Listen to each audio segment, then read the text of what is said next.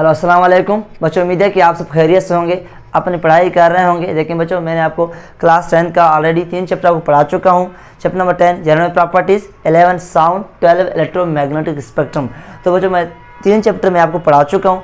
आज स्टार्ट करने जा रहे हैं चैप्टर नंबर 4, जो कि है ज्योमेट्रिकल ऑप्टिक्स, जो बहुत इंपॉर्टेंट चैप्टर है। इसकी सारे टॉपिक्स कंसेप्चुअल हैं, तो इंशाल्लाह ताला हम सारे टॉपिक्स 1 बाय 1 पढ़ेंगे और आपकी जो बेसिक बिल्डअप करने की कोशिश में करूँगा। चलें स्टार्ट करते हैं। देखिए आज क्या है बच्चों, हमारे पास चैप्टर नंबर 13 ज्योमेट्रिकल ऑप्टिक्स का लेक्चर नंबर 1, जो कि है रिफ्लेक्शन ऑफ लाइट पे। बच्चों आज बच्चों हम पढ़ेंगे रिफ्लेक्शन ऑफ लाइट। देखिए बच्चों, मैं ऑलरेडी आपको रिफ्लेक्शन पढ़ा चुका हूँ class 10 chapter number 10 general properties में। तो जो वहाँ मैंने आपको समझाया था वाटर वेव्स का रिफ्लेक्शन। चैप्टर नंबर 11 में मैंने आपको समझाया था साउंड वेव्स का रिफ्लेक्शन, वहाँ मैंने आपको इको भी समझाया था। तो बच्चों, वाटर वेव में रिफ्लेक्शन फेनोमेना शो करते हैं, साउंड वेव भी रिफ्लेक्शन फेनोमेना शो करते हैं।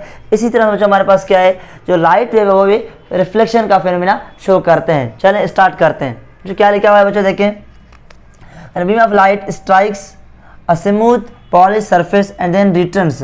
क्या बच्चों, जब लाइट जाके किसी स्मूथ सरफेस पे स्ट्राइक करे, स्ट्राइक करने के बाद क्या करे, वो रिफ्लेक्ट हो जाए, उसे कहते हैं क्या बच्चों, उसे हम कहते हैं रिफ्लेक्शन ऑफ लाइट। देखिए मुझे ये कोई सरफेस है, इस सरफेस में ये क्या जो लाइट है, ये लाइट जाके यहाँ स्ट्राइक करेगा, स्ट्राइक करने के बाद मुझे ये रिटर्न हो, इस फेनोमेना कहा जाता है रिफ्लेक्शन ऑफ लाइट।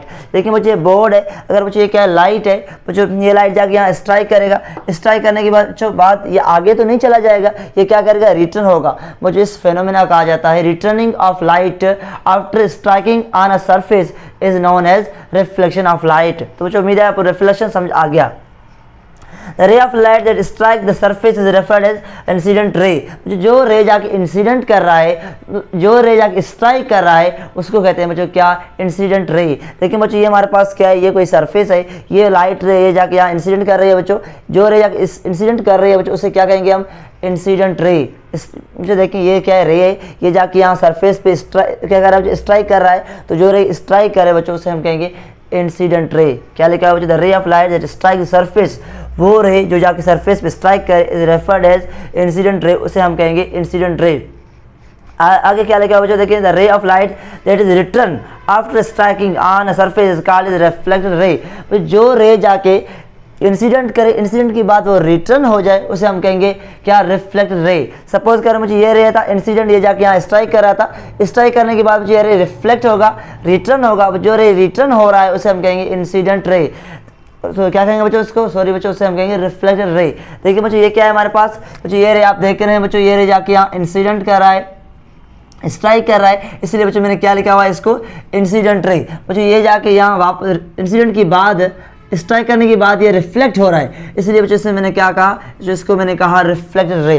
तो बच्चों जो रे जाके स्ट्राइक करे वो इंसिडेंट, और जो जाके रिटर्न हो स्ट्राइक करने के बाद जो रे रिटर्न हो उसे हम क्या कहेंगे, reflected ray. Normal line perpendicular to polish surface is called normal line.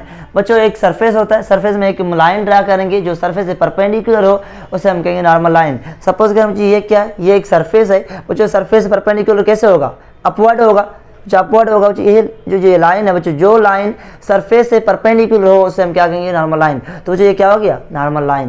बच्चों ये बोर्ड में अगर मैं ड्रा करूँ, बोर्ड में बच्चों देखिए यहाँ क्या है बच्चों, एक सरफेस डायग्राम मैंने बनाया हुआ है, आप देख रहे हो बच्चों ये इंसिडेंट रे, ये जो जा रहा है मुझे रिफ्लेक्टेड रे, मुझे बीच में जो आप देख रहे हैं सरफेस जो परपेंडिकुलर है वो क्या है, उसे कहेंगे normal line. The line which is perpendicular to the surface is known as normal line. जो लाइन जो सरफेस से परपेंडिकुलर हो उसे हम क्या कहेंगे, नॉर्मल लाइन। जो उम्मीद है कि आपको समझ आ गया होगा। देखिए बच्चों ये हमारे पास एक मिरर है, आप देख रहे हैं बच्चों, ये इंसिडेंट रे, ये नॉर्मल लाइन, ये हमारे पास रिफ्लेक्टेड रे, ये पी पॉइंट है, पॉइंट ऑफ रिफ्लेक्शन। पी कौन सा पॉइंट है बच्चों, वो पॉइंट जहाँ रिफ्लेक्शन का फेनोमेना हो रहा है, इसलिए पी पॉइंट ऑफ रिफ्लेक्शन। आई क्या लिखा है बच्चों, आई यहाँ लिखा हुआ है और यहाँ आर है। आई का मतलब क्या बच्चों, एंगल ऑफ इंसिडेंस। जो एंगल बच्चों इंसिडेंट रे बनाए उसे हम कहेंगे एंगल ऑफ इंसिडेंट। बच्चों ये रे कौन बना रहा है, इंसिडेंट। बच्चों ये एंगल कौन बना रहा है बच्चों, इंसिडेंट रे बना रहा है, इसलिए बच्चों हम कहेंगे एंगल ऑफ इंसिडेंस। बच्चों ये रे कौन सी रे बना रही है बच्चों, जो एंगल रिफ्लेक्ट बना रही है बच्चों, इसलिए हम कहेंगे एंगल ऑफ रिफ्लेक्शन।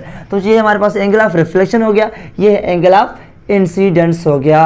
तो उम्मीद है कि आपको ये सारे पॉइंट समझ आ गए होंगे। चलिए आगे समझते हैं बच्चों, laws of reflection.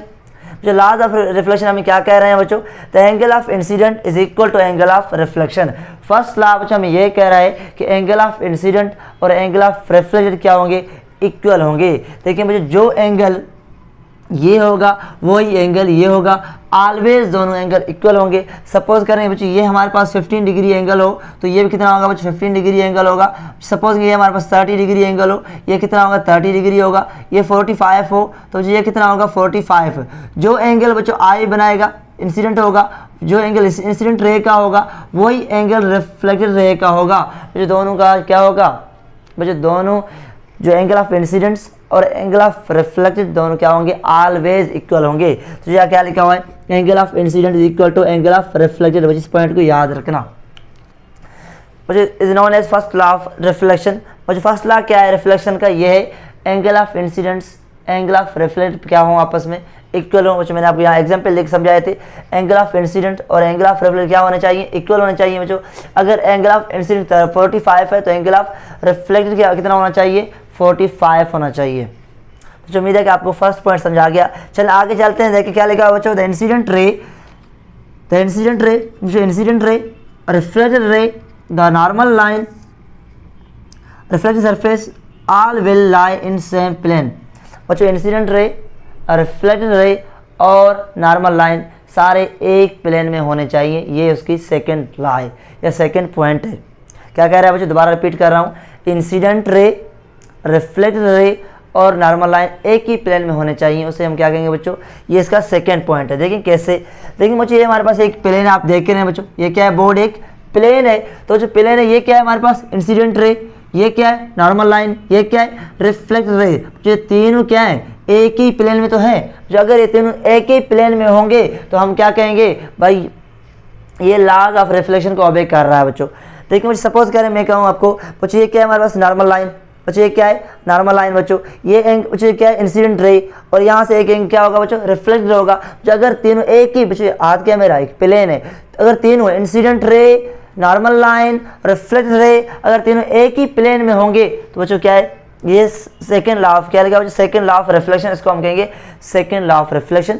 First law क्या लिखा हुआ है, angle of incidents should be equal to angle of reflected. Second law क्या कह रहा है, incident ray reflected rays and normal line should lie on same plane में उनको होना चाहिए। तो उम्मीद है कि आपको रिफ्लेक्शन का फेनोमेना समझ आ गया होगा, लॉज ऑफ रिफ्लेक्शन समझ आ गए होंगे बच्चों। उम्मीद है कि आपको सारा बच्चों टॉपिक समझ आ गया होगा। चलें बच्चों मिलते हैं नेक्स्ट लेक्चर में। नेक्स्ट लेक्चर में इंशाल्लाह मैं आपको पढ़ाऊंगा स्फेरिकल मिरर की बेसिक पढ़ाऊंगा। उसके बाद बच्चों इंशाल्लाह हम कॉनकेव और कॉन्वेक्स मिरर में इमेज फॉर्मेशन पढ़ेंगे। चलें बच्चों मिलते हैं नेक्स्ट लेक्चर में। ओके बच्चों।